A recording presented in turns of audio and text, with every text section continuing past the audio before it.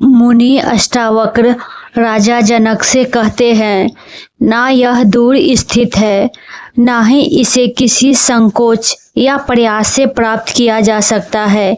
यह निर्विकार शुद्ध निष्कलंक है। इस सूत्र के माध्यम से अष्टावक्र यह स्पष्ट करते हैं कि आत्मा किसी स्थान या स्वर्ग लोक में नहीं होती, न ही इसे मठों, मंदिरों या हिमालय की गुफाओं में खोजने की आवश्यकता है। यह हमारे भीतर ही है और इसे प्राप्त करना कोई कठिन या जटिल कार्य नहीं है। बस इसे देखने के लिए जागरूक होना आवश्यक है।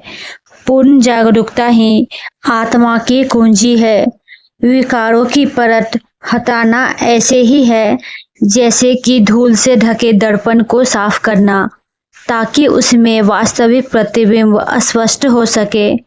जब विचारों के दाने से बादल छा जाते हैं तो सत्य का प्रकाश अदृश्य हो जाता है। लेकिन जैसे ही मन विकार मुक्त होता है, आत्मज्ञान प्रकट होने लगता है और सभी विधियां इसी प्रकार का हिस्सा है। विचारों को शांत करने का प्रयास यह सत्य में अचल अडोल है। इसमें न पाप पुण्य का भेद है, न शुभ अशुभ की सीमाएं है, न लाभ हानि की कोई गणना है। यह पुण्यतः अप्रवाहित है, जिसे न विकृत किया जा सकता है, न छीना जा सकता है, न ही इसे कोई चोरी कर सकता है। यह कहीं बंद नहीं है कि किसी द्वार से खटखटाना पड़े, बल्कि यह सदा उपलब्ध है। बस इसे पुनः स्मरण करना ही तो आवश्यक है।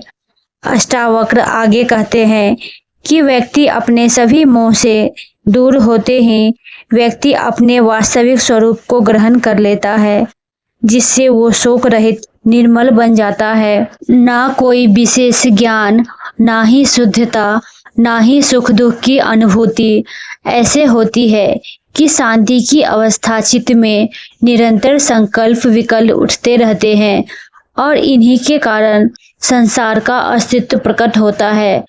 लेकिन जब चित्त समाधित हो जाता है, तब वह चित्त स्वतः ही शांत हो जाता है।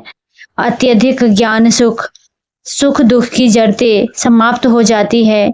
ऐसे मनुष्यों के लिए राजसी वैभव हो या भिक्षता, लाभ हो या हानि, जन समाज में हो या एकांत वन में, कोई भी परिस्थिति भिन्न नहीं प्रतीत होती।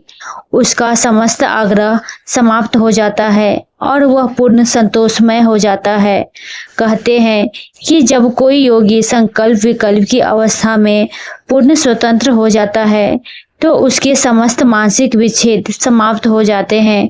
वीडियो अच्छी लगी तो लाइक करें, चैनल को सब्सक्राइब करें।